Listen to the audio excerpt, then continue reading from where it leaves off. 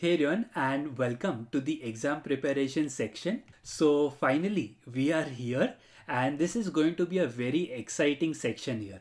Now this section of exam preparation is divided into three categories. First is where we go ahead and look into the basics of exams, like what are the costs, what are the rules and regulations that are involved, and some of the important areas related to the exam registration process.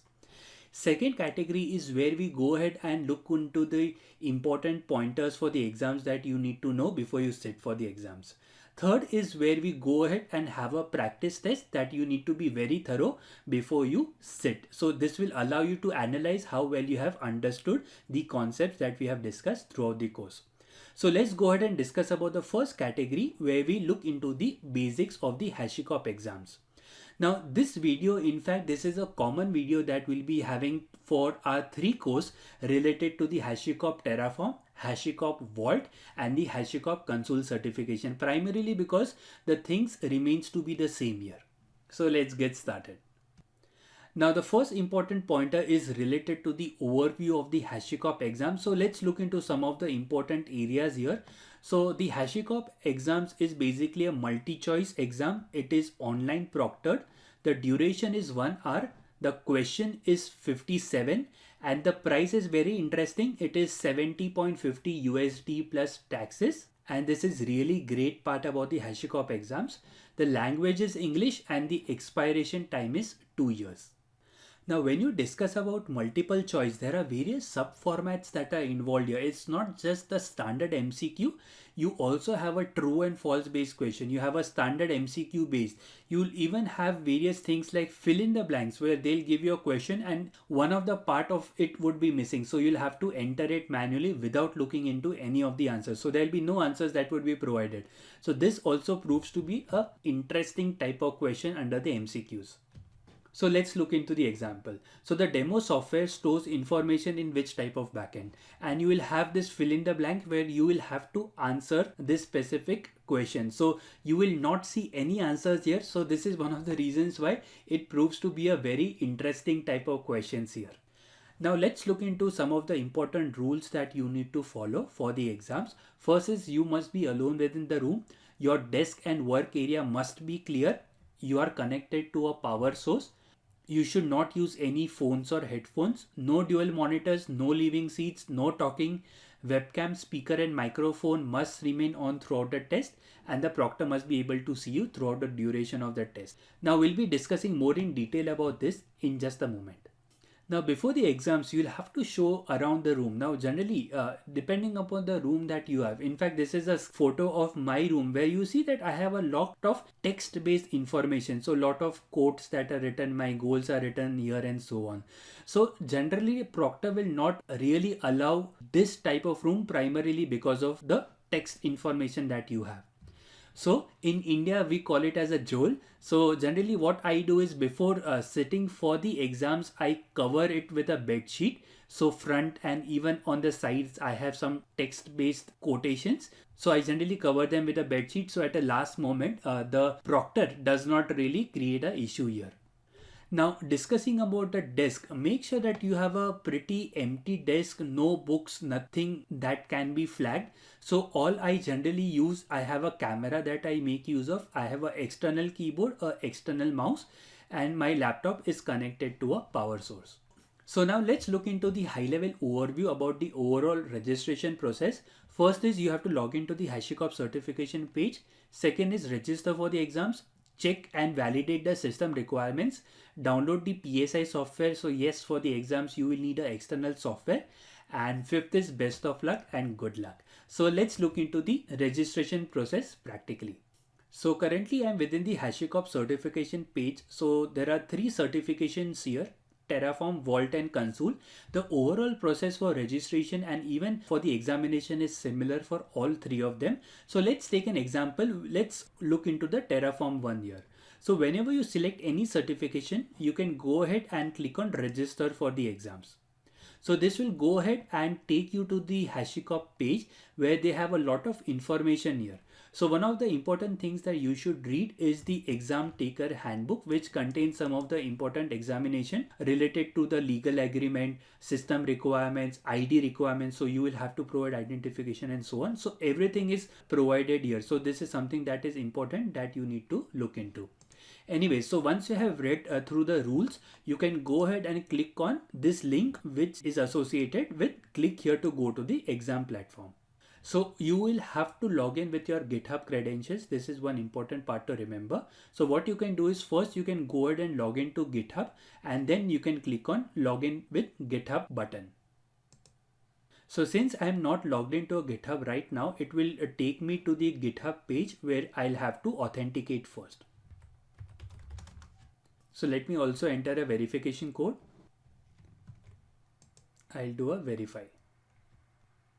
That's great. So this is how the PSI page looks like. In fact, earlier HashiCorp was not associated with the PSI. So we used to make use of Zoom while sitting for the exams. However, the new platform is based on PSI.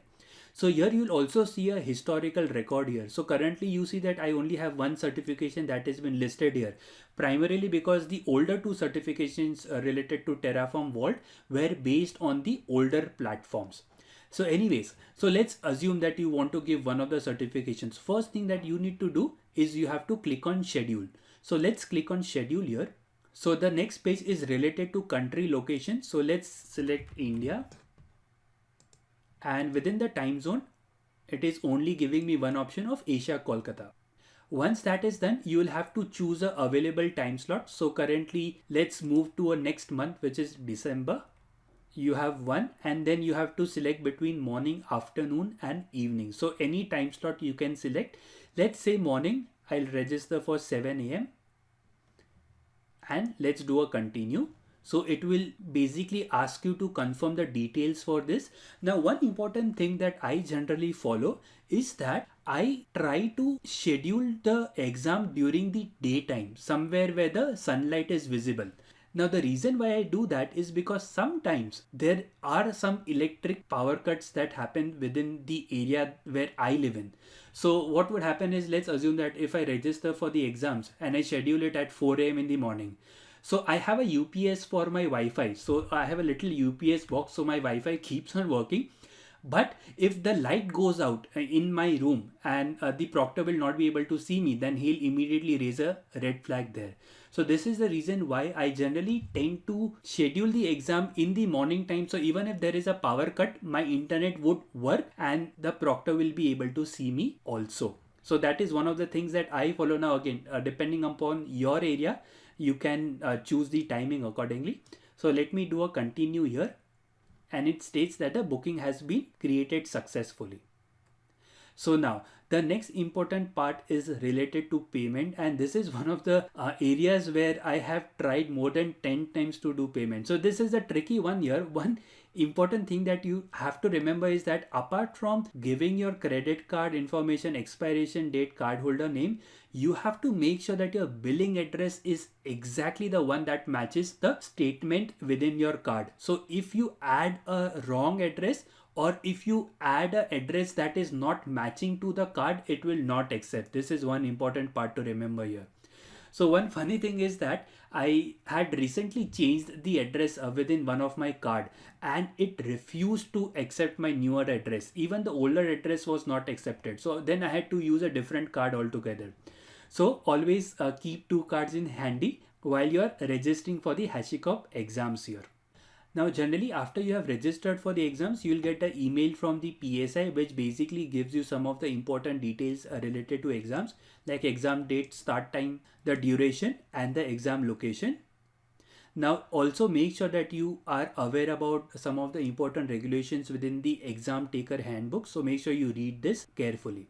Now along with that, one very important part to remember is verify the compatibility check. So let's go ahead and open this up.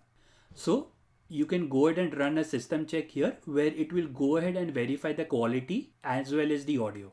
So it will ask you to share the screen. Let's do that. Alright, so it gave a little warning here primarily related to the audio level of the microphone.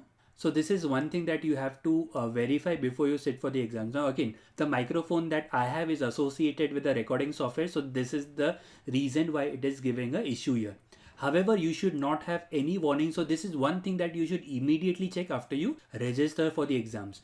Also note that you will have to download a secure browser here and the exams would be based on that. So let me also give you a info on how that would work. So let's click on download a PSI secure browser here. So this is an executable. Depending upon the operating system, it would be downloaded. So the executable is downloaded. Let's quickly open this up. So you'll have to agree on the terms and conditions.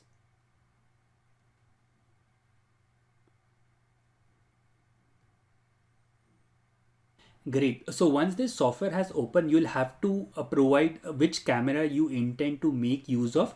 So currently I have two cameras. So I have a HD cam, which is the inbuilt one for my laptop, and I also have an external one. So I'll select the inbuilt one. Then you can select the microphone that you intend to make use of. Let's use the default one that comes with the laptop. I'll click on continue. So now it will go ahead and verify the microphone.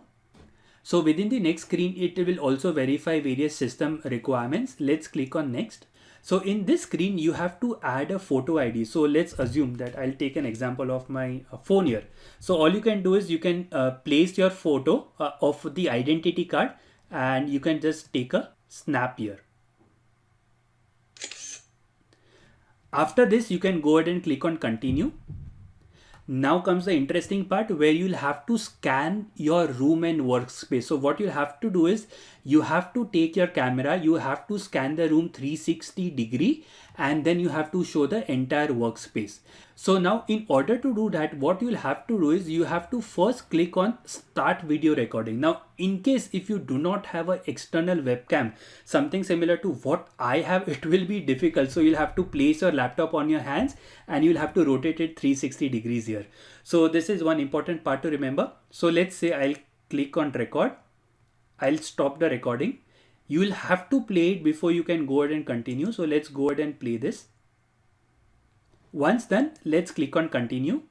Then it will ask you to take a selfie. So let's quickly do that. I'll do a continue. And that's great. It says you're all set here.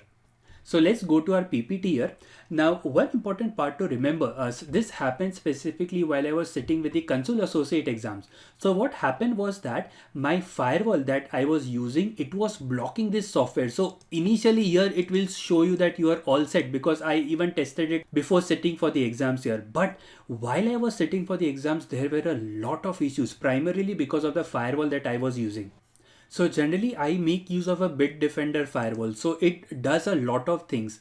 Let me quickly show you. So here you see that I had turned off my firewall because with the firewall enabled, it was not working. So during the exams where things were not really working well, the proctor was not able to see my video, audio or anything, I had to turn off my firewall here. Along with that, if you're making use of a software like Bitdefender, you also have to verify the video and audio protection here. So what would generally happen is that the PSI really needs to see your audio and video, and if you have those things blocked, so generally here within the webcam protection, within the audio protection, I generally whitelist the softwares that are allowed to capture the audio and capture the webcam. So if you have something similar to this, make sure that you whitelist prior to that, otherwise you'll have a lot of issues while sitting for the exams. Now, one more important thing here, it states that on the day of the exam, please log in 15 minutes early and launch your exam. So you'll be able to launch the exam 30 minutes prior.